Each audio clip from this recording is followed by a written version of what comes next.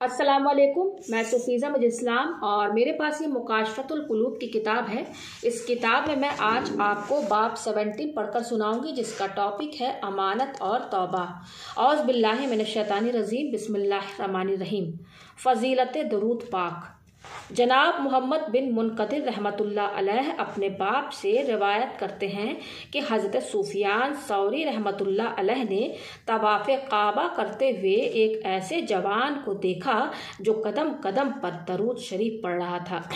سفیان ثوری کہتے ہیں کہ میں نے کہا، اے جوان، تم تسبیح و تحلیل چھوڑ کر صرف درود شریف ہی پڑھ رہے ہو، کیا اس کی کوئی خاص وجہ ہے؟ جوان نے پوچھا، آپ کون ہیں؟ میں نے جواب دیا، سفیان ثوری۔ اس نے کہا، اگر آپ کا شمار اللہ تعالیٰ کے نیک بندوں میں نہ ہوتا تو میں کبھی بھی آپ کو یہ راز نہ بتلاتا۔ ہوا یوں کہ میں اپنے باپ کے ساتھ حج کے ارادے سے نکلا۔ راستہ میں ایک جگہ میرا باپ سخت بیمار ہو گیا۔ میں نے بہت کوشش کی مگر اسے موت سے نہ بچا سکا۔ موت کے بعد ان کا چہرہ کالا ہو گیا۔ میں نے انا للہ و انا الیہ راجعون پڑھ کر ان کا چہرہ ڈھک دیا۔ اسی غم کی حالت میں میری آنکھیں بوجھل ہو گئیں اور مجھے نیند آ گئی۔ خواب میں میں نے ایک حسین کو دیکھا جو حسن میں بے مثال تھا۔ اس کا لباس نفاست کا آئینہ دار تھا اور اس کے وجود مسعود سے خوشبو کی لپٹیں اٹھ رہی تھی۔ وہ آہستگی کے ساتھ آیا اور میرے باپ کے چہرے سے کپڑا ہٹا کر ہاتھ سے چہرے کی طرف اشارہ کیا تو میرے باپ کا چہرہ سفید ہو گیا۔ جب وہ واپس تشریف لے جانے لگے تو میں نے ان کا دامن تھام کر عرض کی، اللہ تعالیٰ نے آپ کے طفیل اس سفر کی حالت میں میرے باپ کی آبرو رکھ لی۔ آپ کون ہیں؟ انہوں نے فرمایا، تم مجھے نہیں پہچانتے؟ میں صاحب قرآن، اللہ کا نبی محمد بن عبداللہ صلی اللہ علیہ وسلم ہوں۔ تیرا باپ اگرچہ بہت گنہگار تھا مگر مجھ پر کثرت سے درود بھیجتا تھا۔ جب اس پر مصیبت نازل ہوئی تو اس نے مجھ سے مدد مانگی اور میں ہر اس شخص کا جو مجھ پر کثرت سے درود بھیجتا ہے مددگار ہوں۔ جوان نے کہا، اس کے بعد اچانک میری آنکھیں کھل گئی۔ میں نے دیکھا میرے باپ کا چہرہ سفید ہو چکا تھا۔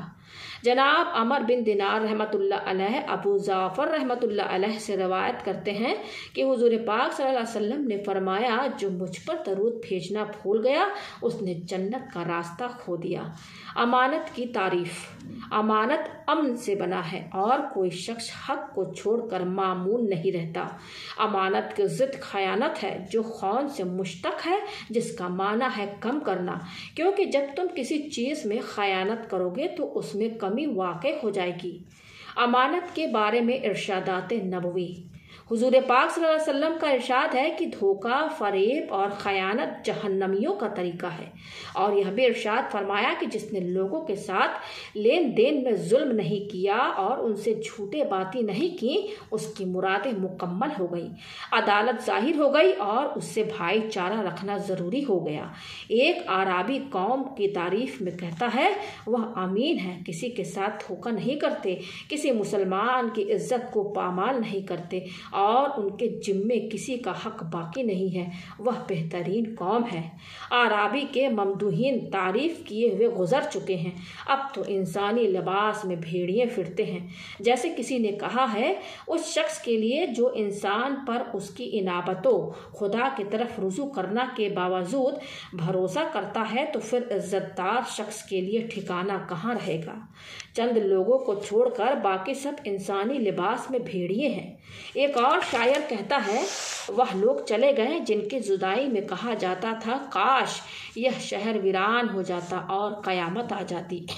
حضرت حذیفہ رضی اللہ عنہ سے مروی ہے، حضور پاک صلی اللہ علیہ وسلم نے فرمایا کہ جلد ہی امانت اٹھا لی جائے گی۔ لوگ آپس میں تجارت کریں گے مگر امین کوئی نہیں ہوگا، یہاں تک کہ کہا جائے گا فلاں قبیلے میں فلاں آدمی امین ہے، یعنی امین آدمی ڈھونڈے سے بھی نہیں ملیں گے۔ توبہ کا عزوب۔ توبہ کا وجوب آیات قرآنی اور احادیث سے ثابت ہے۔ فرمان الہی ہے، اس آیت میں اللہ تعالیٰ نے مومنوں کو حکم دیا ہے کہ وہ توبہ کریں تاکہ ان کو کامیابی ملی۔ دوسری آیت میں ہے لفظ ننسح سے بنا ہے، جس کے معنی ہے خالصتاً اللہ تعالیٰ کے لیے توبہ کرنا جو تمام عیبوں سے پاک ہے۔ توبہ کی فضیلت اللہ تعالیٰ کے اس فرمان سے ثابت ہوتی ہے۔ بے شک اللہ تعالیٰ توبہ کرنے والوں اور پاک رہنے والوں کو محبوب رکھتا ہے، اور فرمان نبی صلی اللہ علیہ وسلم ہے، توبہ کرنے والا اللہ کا دوست ہے اور توبہ کرنے والا اس انسان کی طرح ہے جس نے کوئی گناہ نہ کیا ہو۔ توبہ کے بارے میں ارشادات نبویہ۔ فرمان نبوی ہے کہ رحمت خداوندی کو اس انسان کی توبہ سے زیادہ خوشی ہوتی ہے جو ہلاکت خیز زمین میں اپنی سواری پر کھانے پینے کے سامان لادے سفر کر رہا ہو اور وہاں آرام کی غرض سے رک جائے۔ وہ سر رکھے تو اسے نیند آ جائے، جب سو کر اٹھے تو اس کی سواری سامان کے ساتھ غائب ہو اور وہ اس کی تلاش میں نکلے، یہاں تک کہ سخت گرمی اور پیاس سے بدحال ہو کر اسی جگہ واپس آ جائے جہاں وہ پہلے سویا تھا، اور موت کے انتظار میں اپنے بازو کا تکیہ بنا کر لیٹ جائے۔ اب جو وہ جاگا تو اس نے دیکھا کہ اس کی سواری سامان کے ساتھ اس کے قریب موجود ہے۔ اللہ تعالیٰ کو بندے کی توبہ سے اس سواری والے شخص سے بھی زیادہ خوشی ہوتی ہے جس کا سامان جاگنے کے بعد اس کو مل گیا ہے۔ حضرت حسن رضی اللہ عنہ سے مروی ہے کہ جب اللہ تعالیٰ نے حضرت آدم علیہ السلام کی توبہ قبول فرمائی تو فرشتوں نے انہیں مبارکباد پیش کی۔ جبرائیل و میکائیل علیہ السلام حاضر ہوئے اور کہا، اے آدم، آپ نے توبہ کر کے اپنی آنکھوں کو ٹھنڈا کر لیا۔ آدم علیہ السلام نے فرمایا، اگر اس توبہ کی قبولیت کے بعد اللہ تعالیٰ سے پھر سوال کرنا پڑا تو کیا ہوگا؟ اللہ تعالیٰ نے آدم علیہ السلام پر وحی نازل فرمائی کہ اے آدم، تو نے اپنی اولاد کو محنت اور دکھ تکلیف کا وارث بنایا ہے اور ہم نے انہیں توبہ بخشی۔ جو بھی مجھے پکارے گا میں تیری طرح اس کی پکار کو سنوں گا۔ جو مجھ سے مغفرت کا سوال کرے گا میں اسے نا امید نہیں کروں گا، کیونکہ میں قریب ہوں، دعاؤں کو قبول کرنے والا ہوں۔ میں توبہ کرنے والوں کو ان کی قبروں سے اس طرح اٹھاؤں گا کہ وہ ہنستے مسکراتے ہوئے آئیں گے، ان کی دعائیں مقبول ہوں گی۔ فرمان نبوی ہے، اللہ تعالیٰ کا دست رحمت رات کے گنہگاروں کے لیے صبح تک اور دن کے گنہگاروں کے لیے رات تک پھیلا رہتا ہے، اس وقت تک جب پشچم سے سورج نکلے گا اور توبہ کا دروازہ بند ہو جائے گا، یعنی قیامت تک اللہ تعالیٰ بندوں کی توبہ قبول فرمائے گا۔ رسول خدا صلی اللہ علیہ وسلم کا ارشاد گرامی ہے کہ اگر تم نے آسمان کے برابر گناہ کر لیے اور پھر شرمندہ ہو کر توبہ کر لی تو اللہ تعالیٰ تمہاری توبہ قبول کر لے گا۔ فرمان نبوی ہے، آدمی گناہ کرتا ہے پھر اسی گناہ کی وجہ سے جنت میں داخل ہوتا ہے۔ پوچھا گیا، حضور وہ کیسے؟ آپ نے فرمایا، گناہ کے بعد فوراً اس کی آنکھیں اللہ تعالیٰ کے دربار میں آنسو بہاتی ہیں۔ فرمان حضور پاک صلی اللہ علیہ وسلم ہے کہ ندامت گناہوں کا کفارہ ہے۔ نبی کریم صلی اللہ علیہ وسلم کا ارشاد گرامی ہے، گناہوں سے توبہ کرنے والا ایسا ہے جیسے اس نے کوئی گناہ نہ کیا ہو۔ حضور پاک صلی اللہ علیہ وسلم کی خدمت میں ایک حبشی حاضر ہوا اور عرض کی، یا رسول اللہ، میں خطائیں کرتا ہوں، کیا میری توبہ قبول ہوگی؟ آپ نے فرمایا، ہاں۔ وہ کچھ دور جا کر واپس لوٹ آیا اور دریافت کیا کہ جب میں گناہ کرتا ہوں تو اللہ تعالیٰ دیکھتا ہے؟ آپ نے ارشاد فرمایا، ہاں۔ حبشی نے اتنا سنتے ہی ایک چیخ ماری اور اس کی روح پرواز کر گئی۔ زندگی کی آخری سانس تک توبہ قبول ہوگی۔ روایت ہے کہ جب اللہ تعالیٰ نے ابلیس کو ملعون قرار دیا تو اس نے قیامت تک کے لیے مہلت مانگی۔ اللہ نے اسے مہلت دے دی تو وہ کہنے لگا، مجھے تیرے عزت و جلال کی قسم، جب تک انسان کی زندگی کا رشتہ قائم رہے گا میں اسے گناہوں پر اکساتا رہوں گا۔ رب العزت نے فرمایا، مجھے اپنے عزت و جلال کی قسم، میں ان کی زندگی کی آخری سانسوں تک ان کے گناہوں پر توبہ کا پردہ ڈالتا رہوں گا۔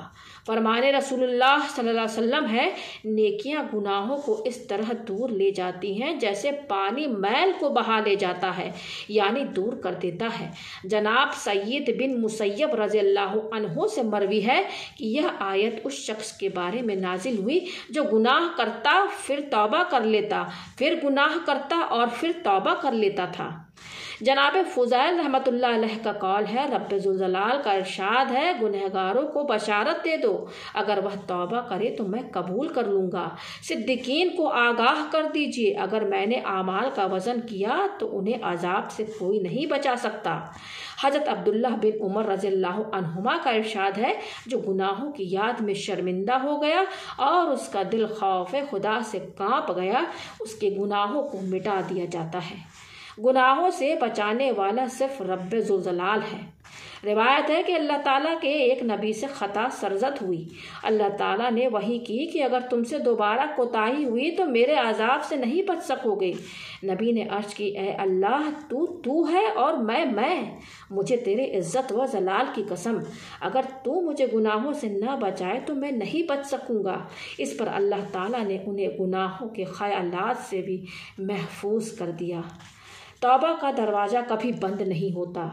حضرت ابن مسعود رضی اللہ عنہما سے ایک شخص نے دریافت کیا، میں گناہ کر کے بہت زیادہ شرمندہ ہوں، میرے لیے توبہ ہے؟ آپ نے منہ پھیر لیا۔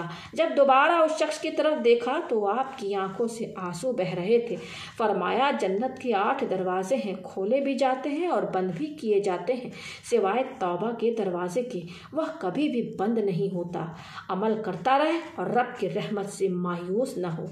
روایت ہے کہ بنی اسرائیل میں سے ایک جوان شخص نے 20 سال لگاتار اللہ تعالیٰ کی عبادت کی، پھر 20 سال گناہوں میں گزارے۔ ایک بار آئینہ دیکھا تو اسے داڑھی میں بڑھاپے کے آثار نظر آئے۔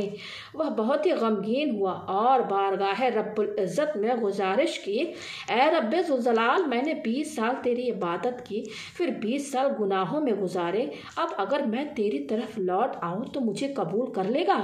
اس نے ہاتف غیبی کی آواز سنی، وہ کہہ رہا تھا، تو نے ہم سے محبت کی، ہم نے تجھے محبوب بنایا، تو نے ہمیں چھوڑ دیا، ہم نے تمہیں چھوڑ دیا، تو نے گناہ کیے، ہم نے موقع دے دیا، اب اگر تو ہماری بارگاہ میں لوٹے گا تو ہم تجھے شرف قبولیت بخشیں گے۔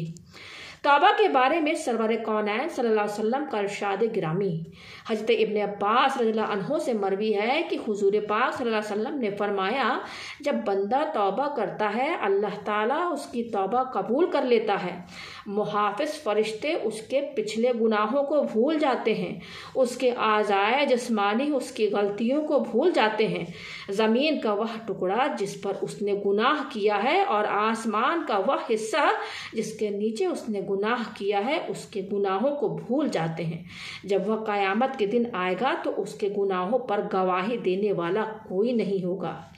حضرت علی کرم اللہ وجہہ سے مروی ہے کہ حضور پاک صلی اللہ علیہ وسلم نے فرمایا کہ مخلوق کی پیدائش سے 4000 سال پہلے عرش کے چاروں طرف لکھ دیا گیا تھا کہ جس نے توبہ کی اور ایمان لایا اور نیک عمل کیے، میں اسے بخشنے والا ہوں۔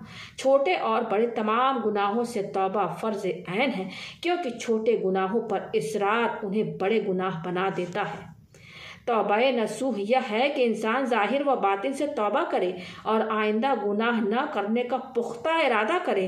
جو شخص ظاہری طور پر توبہ کرتا ہے اس کی مثال ایسے مردار کی طرح ہے جس پر ریشم و زری کی چادریں ڈال دی گئی ہوں اور لوگ اسے حیرت اور تعجب سے دیکھ رہے ہوں۔ جب اس سے چادریں ہٹا لی جائیں تو منہ پھیر کر چل دیں۔ اسی طرح دکھاوے کی عبادت کرنے والوں کو لوگ تعجب کی نگاہ سے دیکھتے رہتے ہیں، لیکن قیامت کا دن ہوگا تو ان کے دھوکے کا پردہ چاک کر دیا جائے گا اور فرشتے منہ پھیر کر چل دیں گے۔